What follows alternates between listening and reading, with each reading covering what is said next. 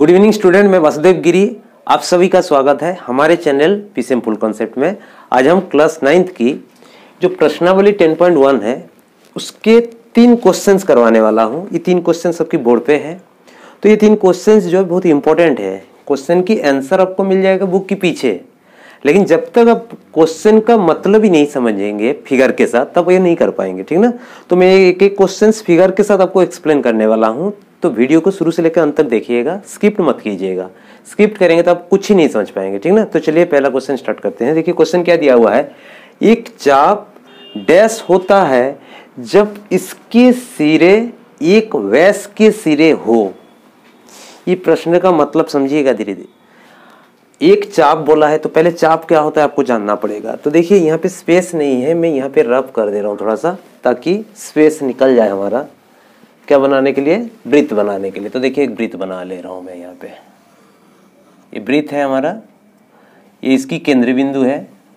अब क्या बोल रहा है, एक चाप क्या होता है, वृत्त के ऊपर जो वृत्त का जो सरकमफ्रेंस होता है या फिर परिधि होता है उस पर कोई 2 बिंदु ले लीजिए।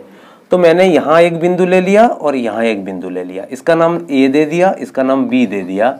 ए से लेके बी चाप कहलाता है, ये लघु चाप है, और बाकी जो है यहाँ से लेके यहाँ तक ये दीर्घ चाप है। तो हमको बोला एक चाप डैश होता है जब इसके सिरे मतलब देखिए ये पॉइंट और बी पॉइंट एक व्यास के सिरे हो। अब देखो यहाँ पे हम लाइन खींच दे, ये व्यास का सिरे नहीं हो रहा है, एक जीवा का सिरा हो रहा है। व्यास यहाँ पे कहाँ है, ये जो केंद्रीय बिंदु से पास होने वाले रेखा को व्यास कहलाएंगे। ये भी जीवा है, इसका नाम हम सी दे दे और इसका नाम हम डी दे दे। ये भी जीवा है, ये भी जीवा है, लेकिन ये हमारा व्यास नहीं है, ठीक ना, जिसको डायमीटर इंग्लिश में कहते हैं। तो ये नहीं है, तो हमको अभी क्या लेना है, ये चाप को लेना है, सी से लेके डी तक चाप को लेना है, ठीक।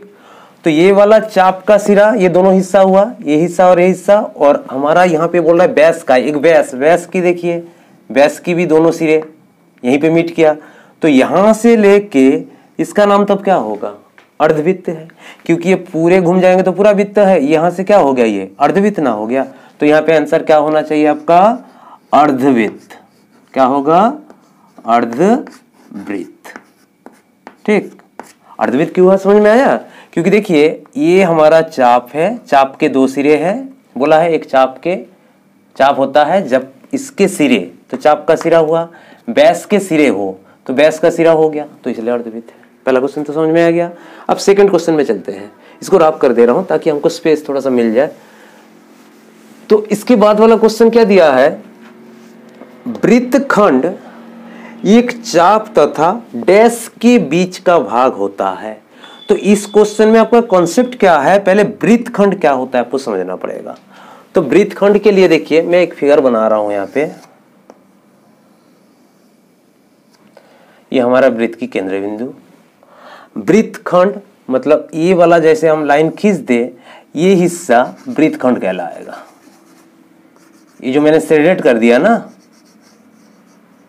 छायांकित भाग जो किया हूं मैं, ये वृत्तखंड है। इसका नाम दे दे मैं ए और इसका नाम दे दे बी। यहां से लेके ये जो हिस्सा है हमारा वृत्तखंड है।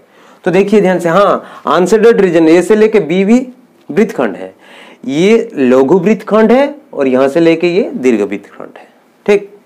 और यहाँ पे केंद्र का वो नाम दे दीजिए। तो इस क्वेश्चन को समझिए ध्यान से, क्या बोला है, वृत्तखंड एक चाप। तो देखिए वृत्तखंड में चाप है, कहां से लेके कहां तक, ए से लेके बी तक चाप है, तथा डैश के बीच के भाग होता है। तो देखिए ये कौन सा भाग है, ये जीवा ना है, ए से बी तक, तो जीवा होगा आंसर आपका। क्या होगा, जीवा, ठीक ना, क्या होगा, जीवा। क्यों जीवा हुआ, देखिए ध्यान से फिगर से देखिए, बोला है वृत्तखंड, तो वृत्तखंड तो हमारा ये शेडेड रीजन होगा। तो क्या कह रहे हैं, चाप ए से लेके बी तक चाप हुआ, चाप तथा डैश के बीच, तो डैश मतलब यहाँ पे कौन आएंगे, जीवा के बीच के भाग होता है। क्लियर हो गया। अब लास्ट क्वेश्चन में चलते हैं। इसमें क्या बोला है हमको, एक वृत्त जिस तल पर है या फिर स्थित है उसे डैश भागों में विभाजित करता है। इसका सही आंसर होगा 3। कौन सा होगा? 3। ऐसे क्यों है देख लीजिए। एक वृत्त बना लेते हैं। ये बोर्ड हमारा एक तल है, XY तल है, इसमें एक वृत्त है। ये वृत्त की केंद्रीय बिंदु है जिसका नाम दे दिया मैंने O। अब बोला एक वृत्त जिस तल पर है, तो ये XY तल पे है, मतलब ये हमारा बोर्ड पे है, उसे डैश भागों में विभाजित करता है। मैंने कितना लिखा? 3 भागों में। क्यों 3 भागों में? देखिए, ये वृत्त की केंद्रीय बिंदु है, तो ये वृत्त की जो परिधि है उसके अंदर में कोई भी बिंदु ले, यहाँ ले लीजिए, चाहे यहाँ लीजिए, चाहे कहीं भी लीजिए, वो वृत्त की कहाँ पे? अभ्यंतर भाग में हो रहा है, मतलब इंटीरियर पॉइंट हो रहा है, ठीक ना। अब वृत्त की परिधि के बाहर कहीं भी पॉइंट लीजिए, यहाँ लीजिए, चाहे यहाँ लीजिए, चाहे यहाँ लीजिए, चाहे यहाँ, चाहे कहीं भी लीजिए, तो ये सब पॉइंट क्या हो रहा है? वृत्त के बाहर। तो ये पॉइंट को क्या कहेंगे?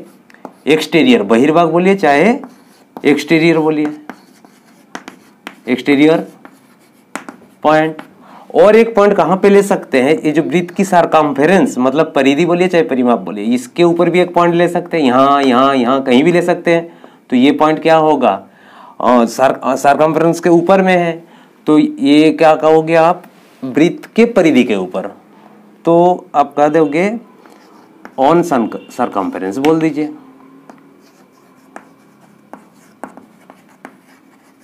सरकमफेरेंस पॉइंट भी बोल सकते हो आप, मैं करेंगे मतलब वृत्त के ऊपर। तो देखिए कितने पॉइंट में डिवाइड किया, ये कितने क्या बोला, कितने भागों में? देखिए, एक इंटीरियर, एक एक्सटीरियर और एक वृत्त के ऊपर, तो तीनों भाग में। तो ये बहुत इंपॉर्टेंट क्वेश्चन था, 3 जो शॉर्ट क्वेश्चन। उम्मीद करता हूँ आप लोग को समझ में आ गया है। वीडियो अच्छा लगा तो वीडियो को लाइक कर दीजिएगा, इस वीडियो को अपने दोस्तों में शेयर कर दीजिएगा।